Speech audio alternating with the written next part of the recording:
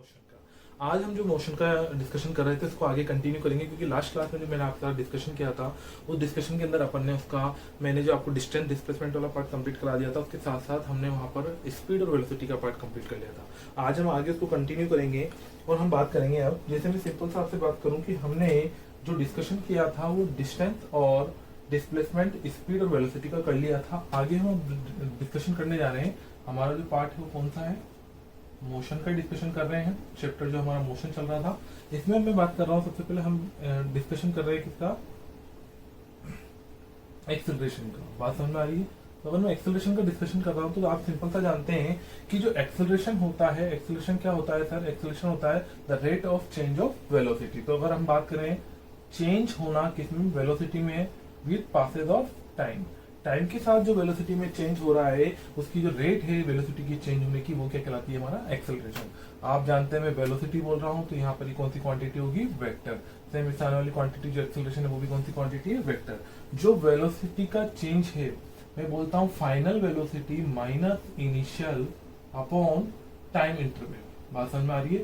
तो मैं लिखता हूँ, मान लीजिए 0 से स्टार्ट कर रहा हूँ तो t माइनस 0, तो ये हमारे पास एक्सेलरेशन हो जाएगा। तो ये जो एक्सेलरेशन का डिस्कशन किया था, कर रहे हैं हम, तो यहाँ पर एक्सेलरेशन में क्या बोला ना? The rate of change of velocity. तो final velocity minus initial velocity upon time. आपके पास अगर वेक्टर फॉर्म में तो वेक्टर फॉर्म में रख देंगे, अगर वेक्टर फॉर्म में नहीं है, सिंपल हमें इनिशियल वेलोसिटी दी है, फाइनल दी है, उनकी वैल्यू पुट करके टाइम के साथ हम क्या निकाल सकते हैं? उसका एक्सेलरेशन। यहाँ से अगर मैं आपसे सिंपल सा बात करूँ, यहाँ तक अगर आपको बात समझ में आई है मेरी, तो देखो इससे हमें क्या दिख रहा है? यहाँ पर अगर यूनिट की बात करें तो वेलोसिटी की यूनिट क्या हो जाएगी? मीटर पर सेकंड, और नीचे टाइम की यूनिट हो जाएगी सेकंड, इसलिए हमारी यूनिट हो गई क्या? मीटर पर सेकंड स्क्वायर। यहाँ तक की तो बात समझ में आ गई। अब देखो ये एक्सेलरेशन क्या क्या हो सकता है। अगर मैं आपसे सिंपल सी बात करूं, ये एक्सेलरेशन कांस्टेंट भी हो सकता है और वेरी भी कर सकता है। तो देखो आपसे मैं सिंपल सा बात कर रहा हूं क्या, कि हमने जो हमारा एक्सेलरेशन है, इस एक्सेलरेशन को दो पार्ट में डिवाइड किया है। कितने पार्ट में डिवाइड किया है? दो पार्ट में। कैसे? जैसे सेम वेलोसिटी हमने पढ़ी थी, पहले तो बात करेंगे क्या? यूनिफॉर्म एक्सेलरेशन, और सेकंड क्या बात करेंगे हम? Non uniform acceleration. बात समझ में आई यहाँ तक? अगर uniform acceleration, non uniform acceleration की बात कर रहे हैं सर, जो एक्सेलरेशन है वो यूनिफॉर्म रहना चाहिए, जो एक्सेलरेशन की वैल्यू है वो कांस्टेंट बनी रहनी चाहिए, जो भी रहे वो क्या रहना चाहिए? कांस्टेंट रहनी चाहिए। यहाँ पर क्या बात करेंगे? Non uniform acceleration. सर जो एक्सेलरेशन होगा हमारा वो कांस्टेंट नहीं रहना चाहिए, मतलब जो एक्सेलरेशन है वो टाइम के साथ चेंज होगा। यहाँ पर जो हमारा एक्सेलरेशन रहेगा वो क्या रहेगा? वो रहेगा सर वेरिएबल। बात समझ में आ रही है? तो एक्सेलरेशन अगर वेरिएबल रहेगा तो उस कंडीशन में हमारा जो मोशन कहलाएगा वो क्या कहलाएगा? Non uniform. अगर एक्सेलरेशन कांस्टेंट है तो वो यूनिफॉर्म। अगर मैं सिंपल सी बात करूं, फोर्स, फोर्स क्या होता है? हमारा मास इनटू एक्सेलरेशन। सर जो एक्सेलरेशन की डायरेक्शन होगी वही फोर्स की डायरेक्शन होती है। अगर एक्सेलरेशन कांस्टेंट है तो फोर्स भी क्या आएगा? कांस्टेंट। तो यहाँ पर जो फोर्स होगा वो कांस्टेंट रहेगा, जबकि यहाँ पर जो फोर्स लग रहा होगा हमारे पास, वो फोर्स कैसा होगा? वेरिएबल फोर्स होगा। बात समझ में आ रही है? तो ये वेरिएबल फोर्स है, इसलिए हमारा यहाँ पर एक्सेलरेशन भी क्या आएगा? वेरिएबल आएगा। तो इस तरह से हमने एक्सेलरेशन को दो पार्ट में डिवाइड किया है। यहाँ तक बात समझ में आ गई है? तो देखो मैं अभी तक जो डिस्कशन कर रहा था इससे पहले वाले लेक्चर में, और जो अभी डिस्कशन कर रहा हमने उसमें क्या सीखा? तो सबसे पहले हमने सीखा कि एक तो आपने डिस्प्लेसमेंट की बात करी, फिर वहां से हमने वेलोसिटी की बात करी, फिर वहां से हमने एक्सेलरेशन की बात करी। इस तरह से डिस्कशन किया।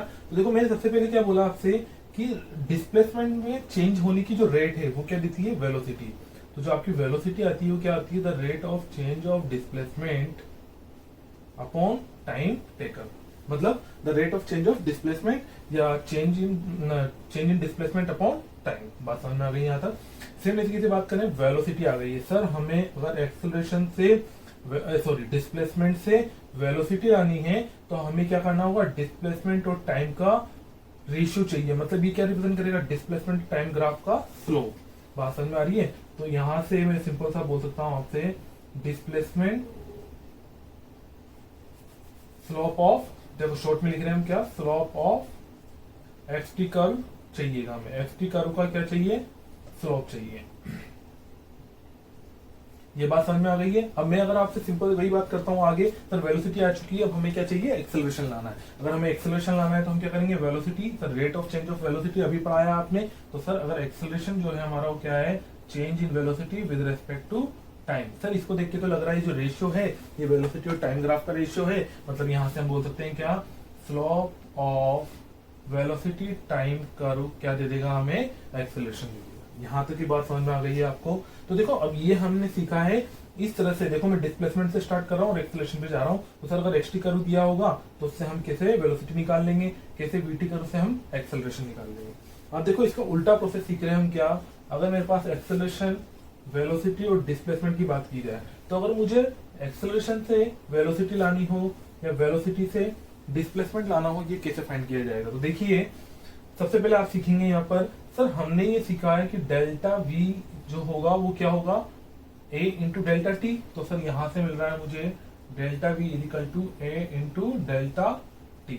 मतलब ये जो रिप्रेजेंट कर रहा है ये क्या रिप्रेजेंट करेगा, हमारा एरिया। क्या रिप्रेजेंट करेगा, एरिया। तो ये सिंपल सा है, area of acceleration time curve. आपको एक्सेलरेशन टाइम कर्व गिवन है तो उसका एरिया निकालोगे तो क्या मिल जाएगी, वेलोसिटी। अभी इनका डिस्कशन में आपको ग्राफ सिखाऊंगा आगे, उनमें सारा डिस्कशन करेंगे। यहाँ तक बात समझ में आ गई। सेम ऐसे किसी में बोलता हूँ वेलोसिटी है और डिस्प्लेसमेंट में टाइम रिलेशन चाहिए हमें, किसी चाहिए डिस्प्लेसमेंट और वेलोसिटी में। सर हमने तो ये फॉर्मूला पढ़ा हुआ है, इस फॉर्मूला अगर डिस्प्लेसमेंट निकालना है तो इसको टाइम को इधर मल्टीप्लाई कर दो तो डेल्टा एक्स कितना आ जाएगा हमारे पास, वो आ जाएगा sir v into delta T. और ये जो चीज रिप्रेजेंट कर रही है क्या है हमारा, ये एरिया रिप्रेजेंट करेगा। तो area of velocity time curve, मतलब sir velocity time curve given है, उसका एरिया निकालेंगे और उससे क्या मिल जाएगा हमें, डिस्प्लेसमेंट। ध्यान रखिएगा मैं आपको पहले बता दूं, यहां पर एरो की डायरेक्शन देखें, पहले मैं इधर मूव कर रहा हूं, फिर इधर मूव कर रहा हूं, फिर एक्सेलरेशन से किस पे आ रहा हूं, वेलोसिटी पर, वेलोसिटी से क्या ला रहा हूं मैं, डिस्प्लेसमेंट। तो इस तरह से मैंने ये फॉर्मेट आपको बताया है, ये फॉर्मेट ध्यान रखेंगे जिसके थ्रू आपको सिंपली माइंड में पिक्चर क्लियर हो जाएगी कि मुझे सर एक्सेलरेशन, वेलोसिटी और डिस्प्लेसमेंट में कैसे रिलेशन ध्यान रखना है। यहां तक की बात समझ में आ जानी चाहिए आपको। अगर यहां तक की बात समझ में आ गई है तो इसके आगे अब मैं जो डिस्कशन करूंगा इसके आगे वो हम क्या पढ़ेंगे, इक्वेशन ऑफ मोशन को पढ़ेंगे। और उससे पहले थोड़ा मैं बेसिक ग्राफ का डिस्कशन बताऊंगा। बात समझ में आ रही है, इसको एक बार नोट कर लें।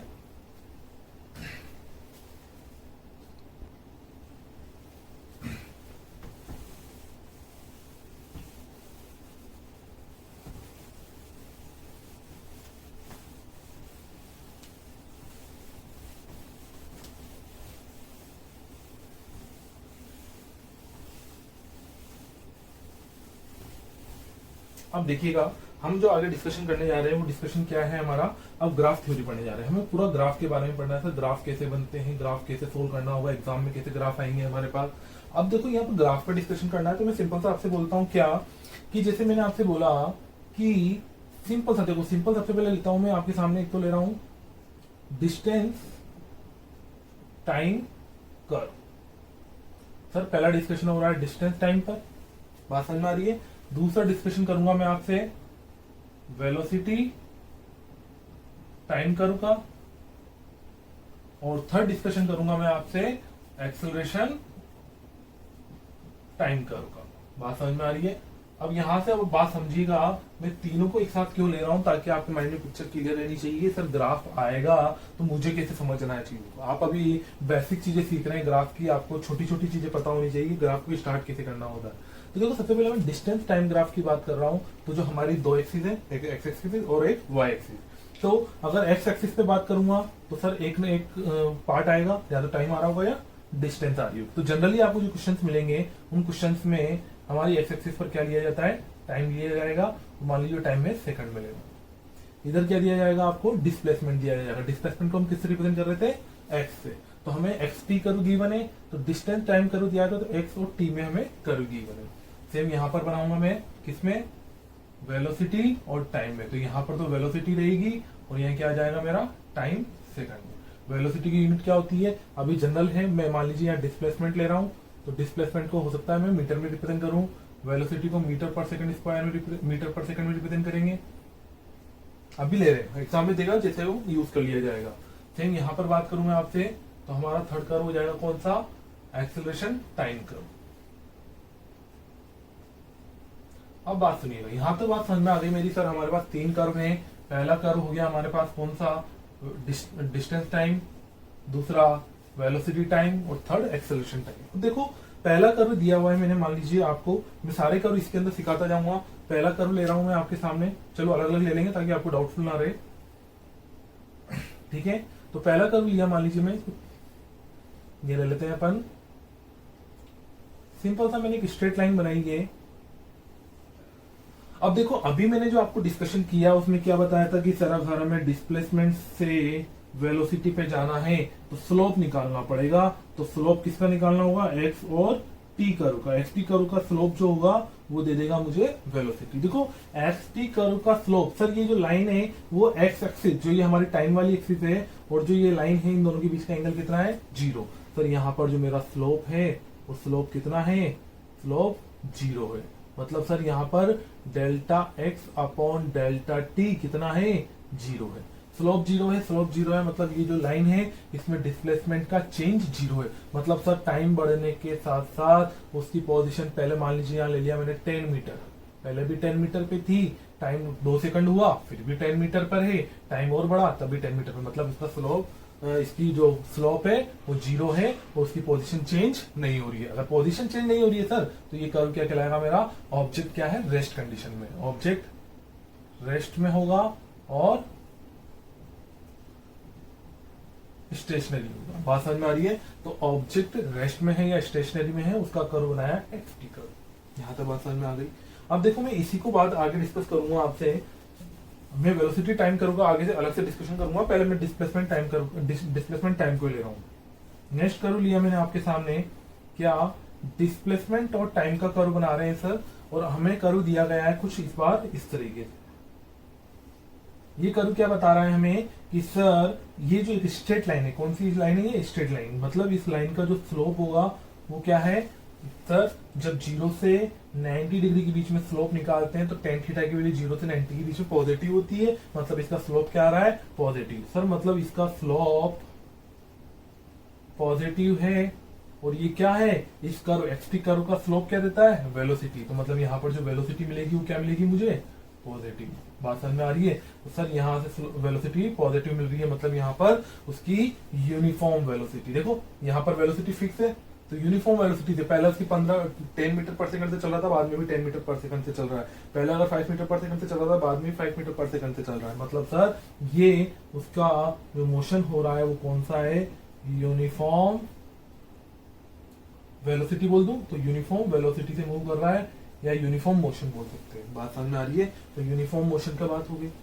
अब मैंने क्या करा, अब बात कर रहे हैं हम किसकी, इक्वेशन ऑफ मोशन। मतलब सर अब जो डिस्कशन करने जा रहे हैं वो इक्वेशंस का डिस्कशन करेंगे, मोशन के लिए कौन कौन सी इक्वेशन यूज की जाती है। तो आप सभी को याद आ रहा होगा, इक्वेशन ऑफ मोशन जो है हम पढ़ रहे हैं सर, ये हम पढ़ेंगे, रिलेशन देखेंगे कि वेलोसिटी, टाइम, एक्सेलरेशन, डिस्प्लेसमेंट, इन सब में रिलेशन क्या होता है, उन रिलेशन के थ्रू ये इक्वेशंस बनाई जाती है। आप सभी को पता है 3 तरह की इक्वेशंस होती हैं। बेसिक जो फंडामेंटल इक्वेशंस है हमारी, जो हमने इक्वेशन मोशन के लिए पढ़ते हैं, 3 इक्वेशंस। पहले तो पढ़ते हैं v equal to U plus AT, तो नेक्स्ट अपन जानते हैं s equal to UT plus half AT square, third जानते हैं v square equal to U square plus 2s। तो ये कब लगाते हैं, किसे पता होगा आपको कब लगानी है। तो ये जब भी इक्वेशन ऑफ मोशन की अपन बात कर रहे हैं, तो पहला तो क्या चीज ध्यान रखनी है आपको कि ये कांस्टेंट एक्सेलरेशन पर लगानी है। कब लगानी है, जब एक्सेलरेशन कांस्टेंट हो, यूनिफॉर्म एक्सेलरेशन कर्व के लिए लगेगी। बात समझ में आ रही है। आपका एक्सेलरेशन क्या होना चाहिए, कांस्टेंट रहना चाहिए, यूनिफॉर्म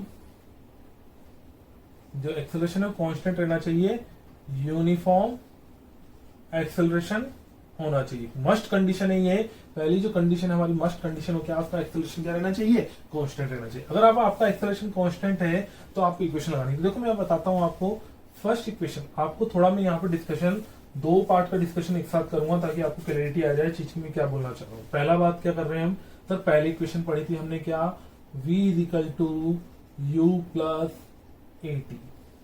बात समझ में आ रही है। सर सेकंड इक्वेशन पढ़ी थी हमने क्या, पहली इक्वेशन तो ये समझ में आ गई। दूसरी इक्वेशन क्या पढ़ी थी अपन ने, तो दूसरी इक्वेशन पढ़ी थी हमने s is equal to U T plus half A T square. बात समझ में आ रही है। और थर्ड इक्वेशन की बात करूं मैं, तो थर्ड इक्वेशन आपने पढ़ी थी क्या sir, V square is equal to U square plus 2as। बात समझ में आ रही है। यहां पर ये ध्यान रखिएगा, s लिख रहा हूं 5 नहीं है, थोड़ा मेरे लिखने में आपको अजीब सा लगेगा। बात समझ में आ रही है? ये डिस्प्लेसमेंट की बात कर रहे हैं। अब देखो ये 3 इक्वेशन पढ़ी थी आपने, इसके अलावा आगे वाली दो इक्वेशन तो और बताएंगे साथ के साथ। यहाँ पर हम 2 इक्वेशन और डिस्कशन करेंगे, पर पहले बेसिक्स का पता होना चाहिए हम क्या बात कर रहे हैं। देखो मैंने बोला आपको वेलोसिटी और एक्सेलरेशन और टाइम यहाँ पर है। तो देखो एक्सेलरेशन तो सब इक्वेशन में यूज करेंगे अपन, ये एक्सेलरेशन है हमारा। वेलोसिटी और या टाइम की बात हो रही है, तो देखो ये जो रिप्रेजेंट करा है हमने, ये वेलोसिटी और टाइम में रिलेशन बता रहा है। किसमें बता रहा है? वेलोसिटी और टाइम। तो ये जो इक्वेशन है हमारी कौन सी है? Velocity time relation. बात समझ में आ रही है कि वेलोसिटी का टाइम के साथ कैसे रिलेशन था सर? बात समझ में आ रही है? तो ये पहली इक्वेशन हो गई सर हमारे पास क्या? v equal to U plus AT. Sir second equation की बात करेंगे। सेकंड इक्वेशन क्या है हमारी? s equal to U T plus half A T square. Sir आपने डिस्प्लेसमेंट की बात करी है, ये s क्या रिप्रेजेंट कर रहा है? डिस्प्लेसमेंट। और टाइम की बात करिए, मतलब सर यहाँ जो मेरा रिलेशन आएगा वो डिस्प्लेसमेंट में और टाइम में आएगा। और डिस्प्लेसमेंट क्या मतलब? पोजीशन। तो जो रिलेशन बता रहा है हमें क्या बताता है? पोजीशन टाइम रिलेशन या पोजीशन टाइम इक्वेशन या कर्व हो, पोजीशन टाइम रिलेशन बोल सकते हैं या इक्वेशन बोल सकते हैं, पोजीशन टाइम इक्वेशन। यहां तक बात समझ में आ गई? तो सर ये सेकंड इक्वेशन हो गई हमारी क्या? s is equal to U T plus half A T square. Third equation क्या है सर? v square. v किसी टाइम t पर, ये v क्या बताता है? t टाइम पर कितनी वेलोसिटी थी, जो टाइम हम t ले रहे हैं, तो ये टाइम t पर वेलोसिटी थी। तो यहाँ पर सर वेलोसिटी की बात हो रही है, पर टाइम का कोई डिस्कशन नहीं है। मतलब यहाँ पर पोजीशन और टाइम की बात, पोजीशन और वेलोसिटी की बात कर रहा है। तो ये जो थर्ड इक्वेशन हमारी किसको बता रही है? Position velocity relation. बात समझ में आ रही है? तो आपको ये समझ में आ गया सर, मेरा पोजीशन और वेलोसिटी की बात हो रही होगी तो मुझे कौन सी इक्वेशन यूज करनी होगी? Third equation. अब देखो बात क्या ध्यान रखनी है आपको बेसिक चीज जो पता होनी चाहिए। इनमें क्या है सर? यू तो बताता है हमारा क्या? Initial velocity. सर v क्या बताता है?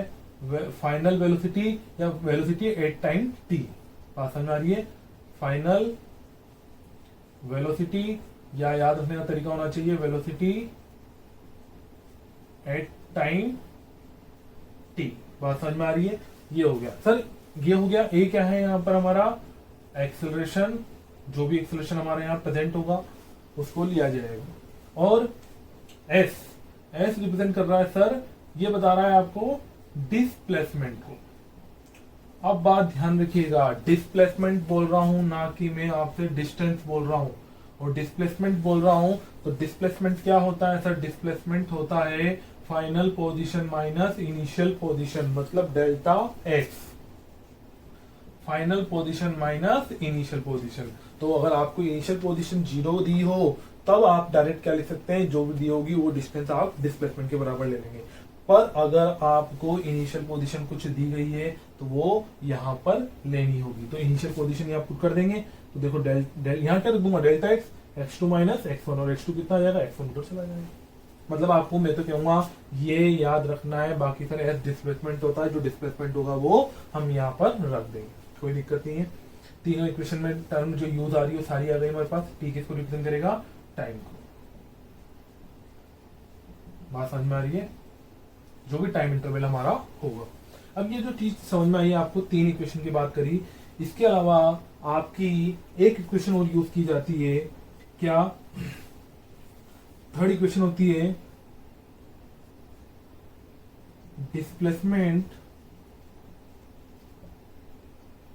Displacement cover in nth second. nth second में जो डिस्प्लेसमेंट कवर किया गया उसकी इक्वेशन। ये इक्वेशन हालांकि जरूरत नहीं होनी चाहिए पढ़ने की, क्योंकि ये हम ड्राइव कर, देखो ये डायरेक्ट याद रख पाते हैं। क्यों? हालांकि हम इस इक्वेशन को यूज करके सोल्व कर सकते हैं कि सर हमारा मान लीजिए 10th सेकंड में कितनी डिस्टेंस कवर थे। मान लीजिए कोई जर्नी हो रही थी, उस जर्नी में मैंने पूछा आपकी जर्नी मान लीजिए हुई 20 सेकंड की हो गई। अब आपसे मैंने बोला मेरे को तो नहीं, आपसे पूछना है 7th सेकंड में आपका ऑब्जेक्ट कितना चला। तो आप कहेंगे सर 7 सेकंड में मतलब 7 सेकंड में जो चला था वो कवर किया, वो डिस्टेंस निकाल लेंगे। और 6 सेकंड में कितना चला वो निकाल लो सर। तो 7 सेकंड में जितनी डिस्टेंस कवर करी है और 6 सेकंड में जितनी कवर करी है उनका डिफरेंस निकालोगे तो लास्ट वाला निकल जाएगा सर। जो आप 7 सेकंड में चले। तो सिंपल सा nth सेकंड में डिस्टेंस कवर पूछ रहा है, तो देखो कैसे लिखते हैं इसे, मैं डायरेक्ट लिख रहा हूँ distance covered in nth second, ठीक है, मतलब डिस्प्लेसमेंट बोलो या डिस्टेंस, यहाँ पर बात वही चलेगी और इनिशियल पोजीशन 0 लेके चल रहा है। तो डिस्प्लेसमेंट क्या हो जाएगा हमारा इन nth सेकंड, सर वो हो जाएगा, वो होता है देखो u plus a/2 2n minus 1। अभी आपको याद रखना है, बाकी इसकी इक्वेशन का डेरिवेशन आपको जब आपकी मेन क्लासेस होती हैं उन क्लासों में पढ़ाया जाता है, और अगर आपको अभी याद नहीं है बेटा तो ये डायरेक्ट याद रख लें, आपको ये अभी याद होना चाहिए। बात समझ में आ रही है? सर यहाँ पर क्या क्या यूज कर रहे हो आप, u इनिशियल वेलोसिटी समझ में आ रहा है सर, a एक्सेलरेशन है और 2 कांस्टेंट है। ये n क्या है सर, ये n है, कौन सा सेकंड की बात कर रहे हैं आप, बात समझ में आ रही है? ये बता रहा है n क्या बता रहा है, n बता रहा है time in second in which distance cover. बात समझ में आ रही है? तो n की बात कर रहे हैं तो ये time in second in which distance cover, मान लीजिए मैं बात कर रहा हूं nth सेकंड में, मतलब 7वें सेकंड में कितनी डिस्टेंस कवर करी, तो 7 यहां पर पुट किया जाएगा। बात समझ में आ रही है? मतलब जिस सेकंड की बात की जा रही है, 10th सेकंड की बात कर रहे हैं तो n की वैल्यू कितनी हो जाएगी, 10 हो जाएगी। तो यहाँ सर जो n बता रहा है, ये बता रहा है हमारा जिस टाइम पर हम जिस सेकंड की बात कर रहे हैं, ठीक है, second in which distance is covered, जिस सेकंड में हम डिस्टेंस कवर करिए उसकी बात कर रहा हूँ। यहाँ तक बात समझ में आ गई? ये हमारी जो 3 इक्वेशन थी, इसके बाद 4th इक्वेशन बोल देते हैं। ऐसे 5th इक्वेशन क्या आ जाएगी हमारी, 5th इक्वेशन क्या हो जाएगी बेटा, ये होती है हमारी जो ये वाली इक्वेशन थी, यहां से हम रिलेशन निकाल, या नहीं सॉरी यहां से निकालिए, ज्यादा सिंपल रहेगा। इस इक्वेशन के अंदर हमारे एक्सेलरेशन को पुट कर दो। एक्सेलरेशन क्या था सर हमने एक्सेलरेशन पढ़ा था कि एक्सेलरेशन जो होता है ना सर, ये एक्सेलरेशन होता है हमारा, देखो इस इक्वेशन से निकालो एक्सप्रेशन कितना आएगा, इस इक्वेशन से निकालो sir v minus you upon T. तो सर ये जो एक्सेलरेशन था, ये एक्सेलरेशन है v minus you upon T. ये बात समझ में आ रही है सर? तो इस एक्सेलरेशन और टाइम का, एक्सेलरेशन और वेलोसिटी में रिलेशन यहाँ पर जो है हमारे पास में, इसको यूज करें अगर यहाँ पर, तो a की वैल्यू पुट कर देंगे v minus you upon T, solve करते हैं तो s अपॉन टी कर देंगे यहाँ पर। तो s अपॉन टी क्या होता है, एवरेज वेलोसिटी। देखो यहाँ पर जो 4th रिलेशन आ रहा है हमारे पास, क्या, एवरेज वेलोसिटी इन जर्नी। मान लीजिए मैंने टी टाइम की कोई जर्नी थी, अभी एक एग्जांपल लूंगा जो छोटा था, उसमें यहाँ पर सारी चीज क्लियर होगी आपको। एवरेज वेलोसिटी पहले एग्जांपल ले लेते हैं, बहुत अच्छा क्लियर होगा आपको।